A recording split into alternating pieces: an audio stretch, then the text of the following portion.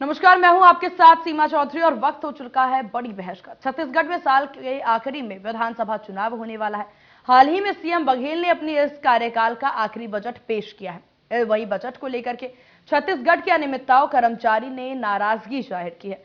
अब 12 मार्च को कर्मचारी का प्रदेश व्यापी आंदोलन होने जा रहा है। वहीं कर्मचारियों ने कहा कि बजट में किसी भी तरह का प्रावधान नहीं है, जबकि हम कर्मचारी संगठन को नियमित किए जाने की उम्मीद में थे। वहीं कर्मचारियों की नाराजगी और आंदोलन करने पर सीएम भूपेश ने 9 मार्च को बयान दिया था कि हमने विभागों से जानकारी मांगी है, जानकारी ही नहीं मिली तो कैसे फैसला किया जाए। वहीं बीजेपी ने प्रदेश सरकार पर बड़ा आरोप लगाया। बीजेपी सांसद सुनील सोनी का कहना है कि सरकार को एक बार फिर फैसला कर लेना चाहिए। विभाग के अंदर लापरवाही हो रही है, विभाग के लोग ही सीएम के आदेशों को नहीं मानते हैं। बड़ी बहस में आगे चर्चा करेंगे, उससे पहले अनियमित कर्मचारी मोर्चा और सीएम भूपेश के साथ ही बीजेपी का क्या कुछ कहना है, एक बार वो बयान सुन लीजिए।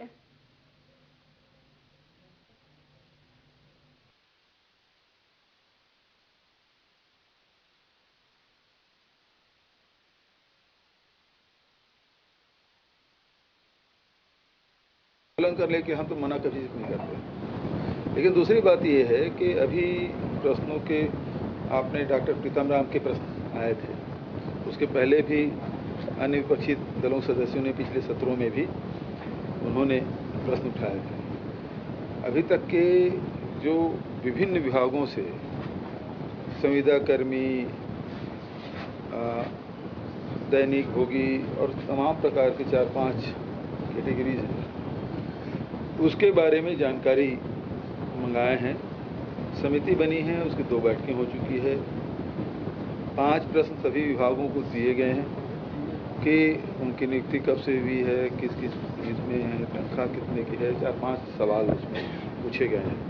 अभी तक के आधे विभाग के लगभग 24 विभाग के जानकारी शायद आए, या 22 या 24 विभाग के, और उतने विभाग के जानकारी नहीं आई है। जब जानकारी आई ही नहीं है विभागों से, तो निर्णय किस हिसाब से लोगे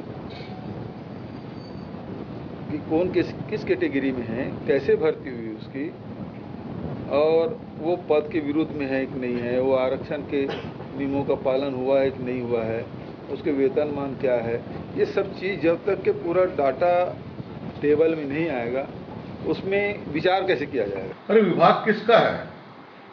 आप ही का विभाग है। आप ही ने उसको जो है वो उसके ऊपर में परीक्षण करने के लिए उसको टीम को बनाया है, और आपके विभाग के अंदर में अगर लापरवाही है और कोताही बरत कर अगर लोग आपके आदेशों को समय सीमा में नहीं मानते हैं, तो आप उनके ऊपर में कार्रवाई करें। ऐसी कमेटी आपने बनाया क्यों? अंतिम बजट में किसी प्रकार के प्रावधान नहीं होने से प्रदेश के लाखों अनियमित कर्मचारी जैसे संविदा, दैनिक वेतन भोगी, कलेक्टर दर, जॉब दर, मानदेय, समय दर पर सामयिक, अंशकालिक और शोषित ठेका, ये सभी साथी अपने आप को ठगा महसूस कर रहे हैं। हम 12 मार्च 2022 को एक अनियमित सभा का आयोजन कर रहे हैं, जिसके माध्यम से हम अपनी मांगों को एक मुखरता से, एक सही तरीके से, एक संवैधानिक तरीके से हम सरकार के समक्ष रखेंगे, और इसके लिए हम एक ठोस रणनीति बनाने के लिए एक अनियमित सभा में सारे चर्चा करेंगे।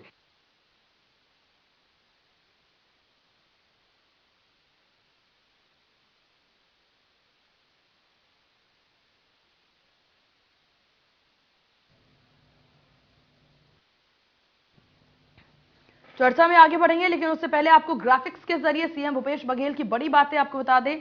उन्होंने कहा कि अब तक 24 विभागों से, तो शासन के सभी 44 विभागों से कर्मचारियों की संख्या की जानकारी मांगने की बात उनके द्वारा कही गई है।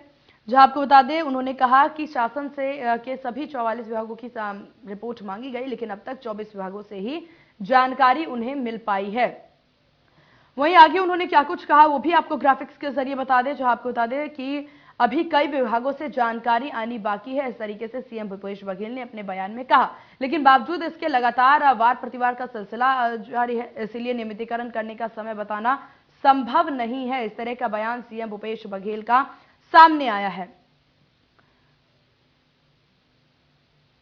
अब आपको इस पर भी हम ग्राफिक्स के जरिए नजर डालते हैं कि आखिरकार खबर क्या है। तो छत्तीसगढ़ के अनियमित कर्मचारियों ने अब इस पूरे मामले को लेकर के आंदोलन की चेतावनी दे दी है। उनके द्वारा कहना है कि अगर अभी तक हम जिस प्रकार से ठगा हुआ महसूस कर रहे हैं, तो आगे हम इस पूरे मामले को लेकर के आंदोलन करेंगे। बजट से कर्मचारी वर्ग का काफी ज्यादा उम्मीद लगाए बैठा था और अब उन्हें सिर्फ लगी है हाथ तो नाराजगी ही हाथ लगी है।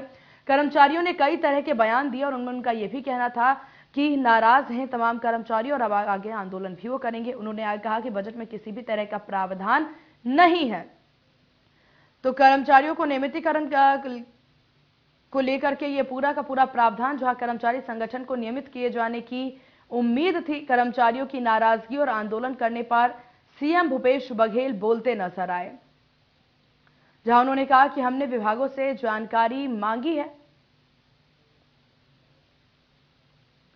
जानकारी ही नहीं मिली तो कैसे फैसला किया जाए।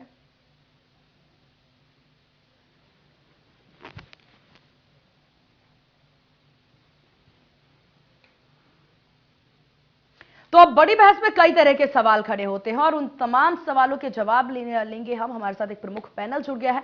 आपको बता दें कि हमारे साथ राहुल टिकरिया, प्रवक्ता भाजपा, हमारे साथ जुड़ गए हैं। रवि जी हमारे साथ प्रवक्ता कांग्रेस जुड़ गए हैं और सत्यम शुक्ला हमारे साथ प्रवक्ता श्रमिक मोर्चा जुड़ गया। आप तीनों का बहुत स्वागत है इंडिया न्यूज मध्य प्रदेश छत्तीसगढ़ पर। जी नमस्कार। सबसे पहले सत्यम जी आप ही से शुरुआत करेंगे, क्योंकि समस्या जान लेना काफी ज्यादा जरूरी हो जाता है। समस्या जानने के बाद ही उसके समाधान पर जाया जा सकता है। तो आखिरकार ये जो पूरा बजट आया उससे क्या कुछ कर्मचारी वर्ग की क्या कुछ उम्मीदें थी, जो उम्मीदें पूरी नहीं हो पाई है, जिसके लिए पूरी नाराजगी?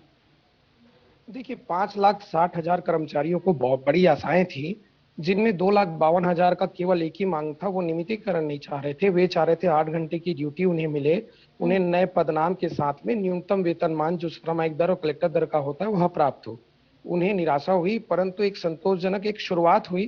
कुछ राशि उनका बढ़ा जो वर्षों से लंबित था। उसी में आउटसोर्सिंग प्लेसमेंट ठेका, जिनकी संख्या लगभग 1,40,000 के आसपास होती है, उनसे साफ साफ वादा था कि बिचौलिए खत्म किए जाएंगे।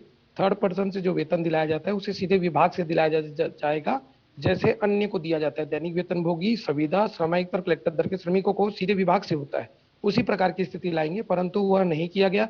इससे बल्कि सरकार को 1 रुपए का भी घाटा नहीं होता, बजट में राशि बढ़ जाती।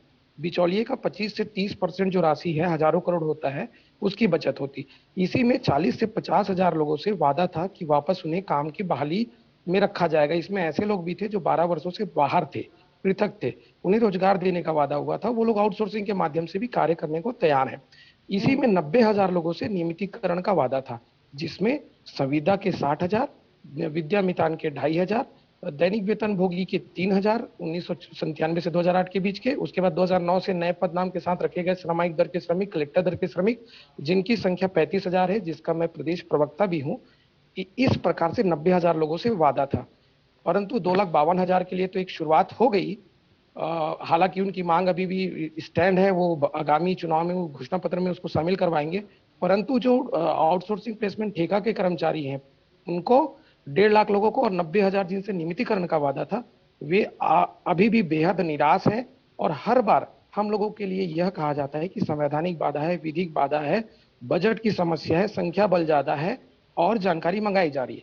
इनका मैं जवाब दूं, जानकारी इसलिए नहीं जा पा रही है क्योंकि केवल संविदा और दैनिक वेतन भोगी की जानकारी मांगी जा रही है, जबकि श्रमिक दर की श्रमिक की, कलेक्टर दर की श्रमिक की और विद्या मितान के लिए सामान्य प्रशासन ने कोई निर्देश जारी नहीं किया।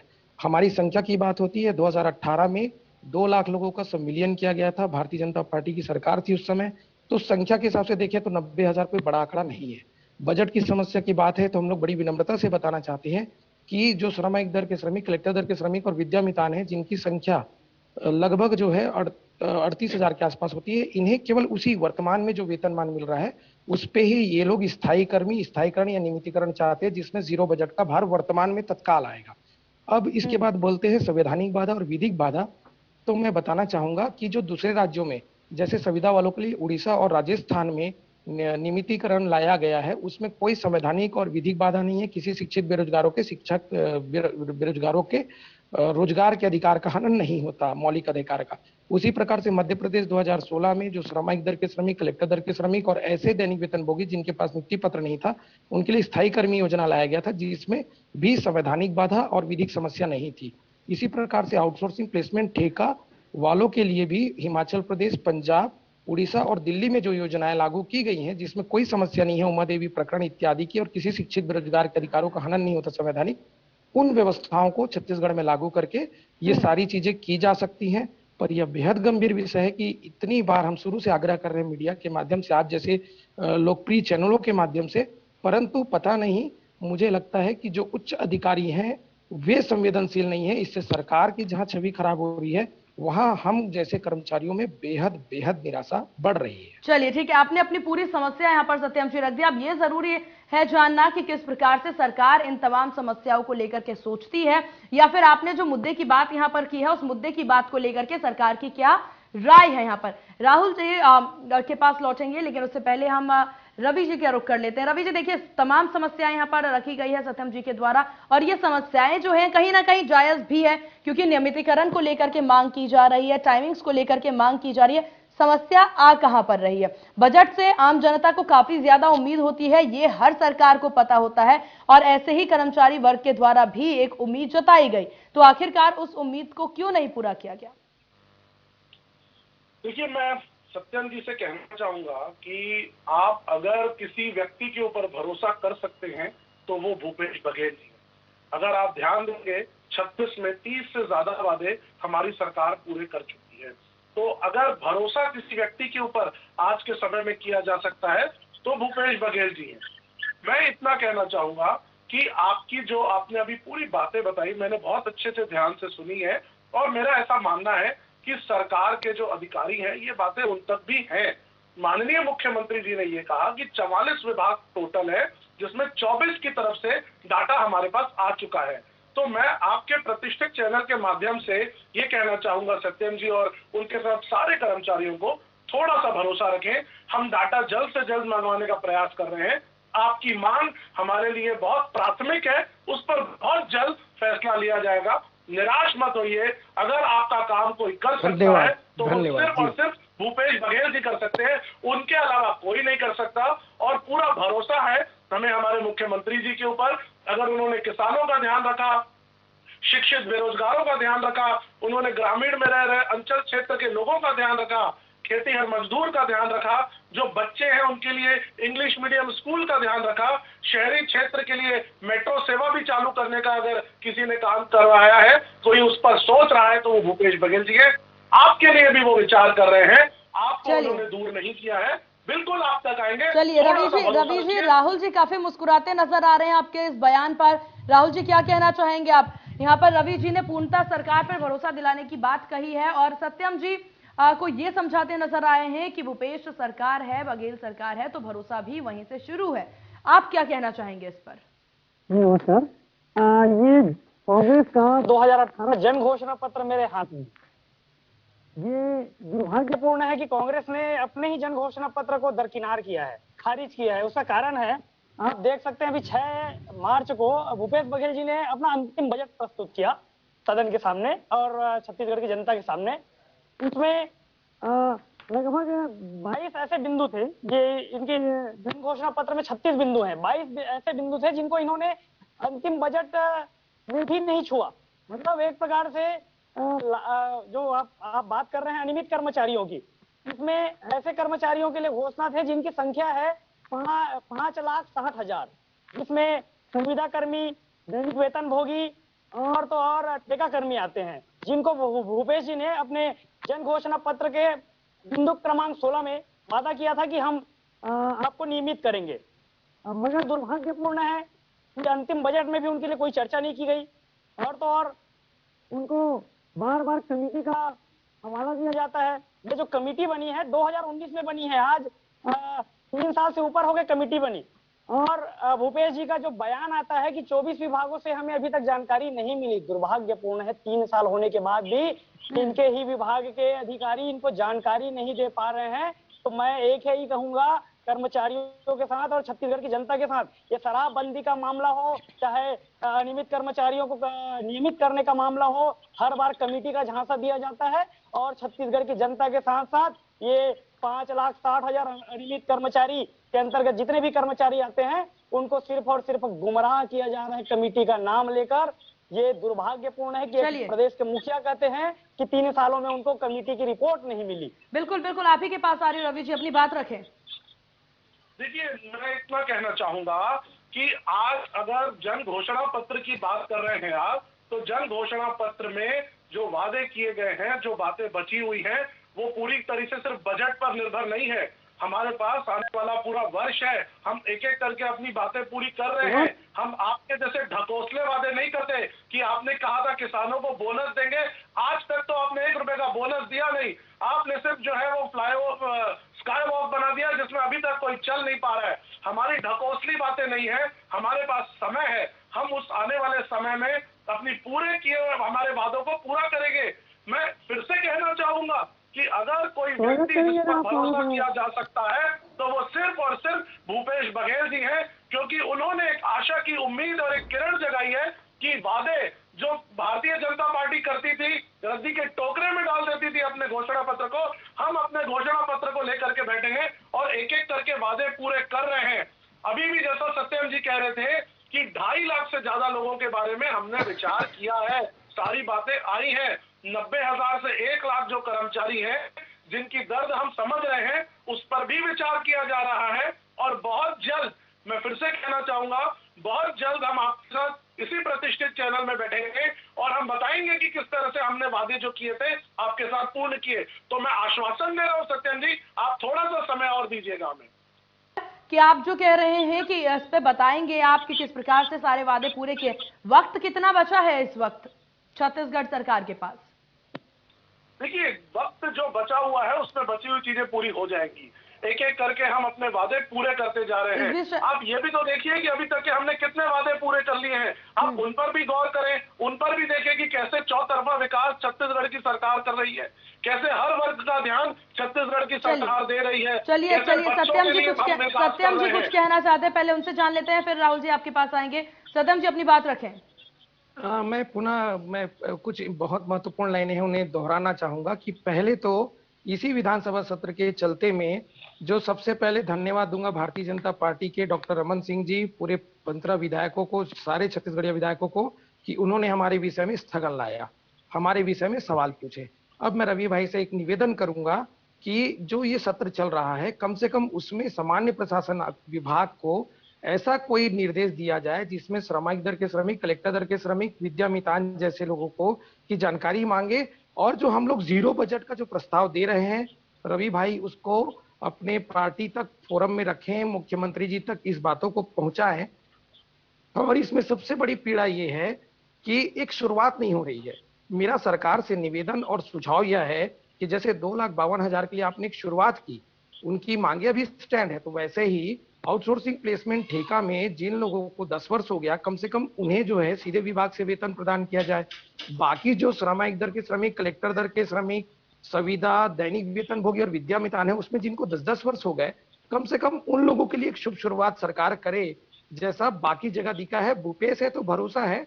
हम भी चाहते हैं कि जो घोषणा पत्र के जिनकी मांगे पूरी हुई है, वे तो ये लाइन कहते हैं, उसमें जो 4 श्रेणी अभी और जुड़ गए, हमारे सफाई कर्मी, रसोईया, मितानिन और आंगनबाड़ी वाले, उसमें हम भी जुड़ने को तैयार हैं जब शीघ्र अतिशीघ्र। आउटसोर्सिंग प्लेसमेंट ठेका भी ये बात बोले, भूपेश है तो भरोसा है, गर्व से। और दैनिक वेतन भोगी, संविदा, श्रमिक दर के श्रमिक, कलेक्टर दर के श्रमिक और विद्या मितान भी, ऐसा अवसर वो जल्द से जल्द प्रदान करें। परंतु अभी दिखाई कहीं से नहीं दे रहा है कि हमारी जानकारी जा रही हो। और वो मैं एक चीज और रवि भाई ने कहा था कि सबकी जानकारी मंगाई जा रही है, मैं स्पष्ट कर दूं, केवल संविदा की जानकारी पहुंच रही है। और ऐसे दैनिक वेतन भोगी जिनको नियुक्ति पत्र मिला है, इसमें बहुत सारे ऐसे वर्ग हैं जो छूट रहे हैं, वंचित हो रहे हैं। तो मैं चाहूंगा कि वो जो 5 कॉलम जानकारी के अलावा भी मेरा जो सुझाव है, जो मेरा निवेदन है, प्रार्थना है, उन सबों की जानकारी मंगाई जाए और आउटसोर्सिंग प्लेसमेंट ठेका से बिचौलिए समाप्त किए जाए। तो जो राशि की बचत होगी, उस राशि से शेष लोगों को न्यूनतम वेतनमान के साथ में विभाग में चाहे नियमितीकरण हो, चाहे स्थायीकरण हो, चाहे संविलियन हो या स्थायी कर्मी हो, जो भी संभव हो दूसरे राज्यों की भांति वो प्रदान करवाएं। चलिए सत्यम जी के इस प्रस्ताव पर और सत्यम जी के द्वारा जो ये पूरी बात कही गई है, उस पर आपकी क्या राय है रवि जी? देखिए, उन्होंने जो बात कही है वो मैंने अपने संज्ञान में ली है। और चूंकि आपका प्रतिष्ठित चैनल से बहुत सारे लोग इस टीवी चैनल को देख रहे हैं, तो मैं निश्चित इस बात का प्रयास करूंगा कि अगर वो कह रहे हैं कि चीजें जो छूट रही हैं तो निश्चित हम अपने अधिकारियों को वो बात पहुंचाएंगे कि उस बात पर भी आप विचार करें और वो डाटा जल्द से जल्द धन्यवाद, दें। बहुत बहुत धन्यवाद। मेरा मेरा मेरा बिल्कुल है। देखिए, पॉजिटिव माइंड के हम लोग हैं और हम अच्छे विचारधारा से बैठे हुए हैं, सबके बारे में सोच रहे हैं। तभी मैं आपके चैनल से ये बात कह रहा हूं कि अगर कोई चीज छूट रही है तो उस पर बिल्कुल ध्यान किया जाएगा। पहले हम इंतजार कर लेते हैं, डाटा आ जाए, और अगर उसके बाद अगर लगेगा कि कोई चीज छूट रही है तो मैं तो सत्यम जी से कहूंगा आप मेरे पास आइएगा। देखिए शराबबंदी को लेकर के भी आप अभी डाटा का ही इंतजार कर रहे हैं, यही कोशिश कर रहे हैं कि जो टीम गई हुई डाटा है मंगवाने से आएगा रवि बिहार भैया, जहां पर आपको टीम मंगवाना गई हुई है वो सारी चीजें लेकर के आए, सर्च करके आए, रिपोर्ट लेकर के आए, तब उस पर आप कोई नियम बनाए। कर्मचारी वर्ग के लिए भी आप डाटा का ही इंतजार कर रहे हैं। वक्त, मेरा सवाल फिर से वही, समय कितना है इन डाटाओं को लेकर के? आपने जो वादे किए थे अपने पत्र में, घोषणा पत्र में, उन वादों को पूरा करने के लिए आपके पास वक्त कितना बचा है? जी राहुल जी, हमारे पास अभी जो इस साल का वक्त है, इस साल के वक्त में मैं फिर से कहना चाहता हूं कि अगर 36 में से 30 वादे भूपेश सरकार ने पूरे किए हैं तो बचे हुए वादे भी हम पूरे करेंगे। हमें पता है हमने क्या वादे किए थे, हम एक एक करके उसके ऊपर काम कर रहे हैं। आपको ये भी तो देखना चाहिए कि छत्तीसगढ़ सरकार प्रतिबद्ध है, उसके ऊपर कुछ ना कुछ कार्यवाही कर रही है। तो क्या कार्यवाही कर रहे हैं उसकी कोई वैल्यू नहीं है क्या? अगर हमारी टीम बिहार जाकर के स्टडी कर रही है कि क्या उसका सिचुएशन रही, किस तरह से फायदा रहा, तो हम तो आगे बढ़ रहे हैं और निश्चित आने वाले समय में हम पूर्ण करेंगे। मैं आपके चैनल के माध्यम से कहना चाहता हूँ। चलिए ठीक है, वक्त की थोड़ी सी कमी है, फाइनल कमेंट्स लेना चाहेंगे। राहुल जी, आप ही से शुरुआत। मेरे हाथ में मैं बार बार कह रहा हूँ कि जन घोषणा पत्र है। कांग्रेस के प्रवक्ता जी कह रहे हैं कि हमने 30 बिंदु पर कार्य किया और 30 बिंदु पूर्ण कर लिए हैं। इसमें 36 बिंदु है। मैं अभी गारंटी के साथ कहता हूँ कि 22 बिंदु इन्होंने नहीं छुआ है। और तो और जिस प्रकार से कांग्रेस से मैं निवेदन करूंगा कि प्रदेश की जनता और कर्मचारियों को गुमराह करना बंद करे। इस जन घोषणा पत्र में 16वां क्रमांक अनिश्चित जो कर्मचारी उनको नियमित करने का मामला है, अनियमित कर्मचारियों को, और 21वां बिंदु शराबबंदी का मामला है। और तो और उन्होंने विधवा और बुजुर्गों को पेंशन देने की बात कही थी। ऐसे 22 तमाम बिंदु हैं जिनको इन्होंने अपने बजट, अंतिम बजट में छुआ भी नहीं है।